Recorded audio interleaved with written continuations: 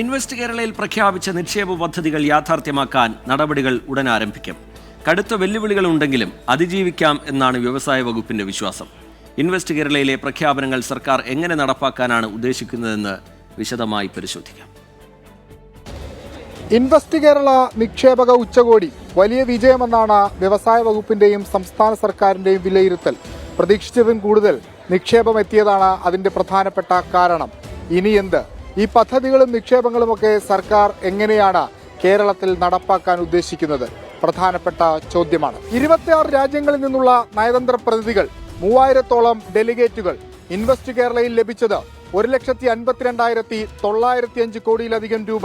ഭക്ഷ്യ, കാർഷിക, ടൂറിസം മേഖലകളിൽ നിക്ഷേപങ്ങൾ വർദ്ധിക്കുമെന്നുറപ്പ്. ഇതിനു മുൻപും കേരളത്തിൽ നിക്ഷേപ സംഗമങ്ങൾ ഉണ്ടായിട്ടുണ്ട്.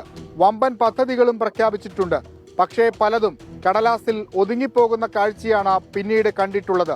എന്നാൽ ഇത്തവണ അത് ആവർത്തിക്കില്ലെന്നാണ് വ്യവസായ വകുപ്പ് നൽകുന്ന ഉറപ്പ്. ഇപ്പോൾ ഇവിടെ പ്രഖ്യാപിച്ചിട്ടുള്ള നിക്ഷേപങ്ങളെല്ലാം ഓരോ ഗ്രൂപ്പുകളായി തിരിക്കും. നോഡൽ ഓഫീസർമാരുണ്ടാകും, ടോൾ ഫ്രീ നമ്പർ ഉണ്ടാകും. ഇതനുസരിച്ച് നിക്ഷേപകർക്ക് തങ്ങളുടെ പദ്ധതികളുടെ സ്റ്റാറ്റസ് അറിയാൻ സാധിക്കുമെന്നാണ് വ്യവസായ വകുപ്പ് നൽകുന്ന ഉറപ്പ്. ഒപ്പം ചീഫ് സെക്രട്ടറിമാരുടെ നേതൃത്വത്തിൽ എല്ലാ ആഴ്ചയും അവലോകന യോഗവും നടത്തും. കേരളം നിക്ഷേപ സൗഹൃദമല്ല എന്നൊരു പൊതുബോധം ഇതര സംസ്ഥാനങ്ങളിലേക്കും രാജ്യങ്ങളിലേക്കുമൊക്കെ പടർന്നിരുന്നു. അതെല്ലാം തകർത്തെറിയാൻ ഈ സബ്മിറ്റ് സഹായിച്ചിട്ടുണ്ടെന്നാണ് വ്യവസായ വകുപ്പിന്റെ വിലയിരുത്തൽ.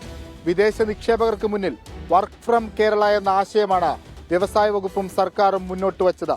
അതെത്ര കണ്ട് വിജയിക്കുമെന്ന് ഇനി കാത്തിരുന്നു കാണാം. കൊച്ചിയിൽ നിന്ന് വിഷ്ണു സുരേഷ്, 24.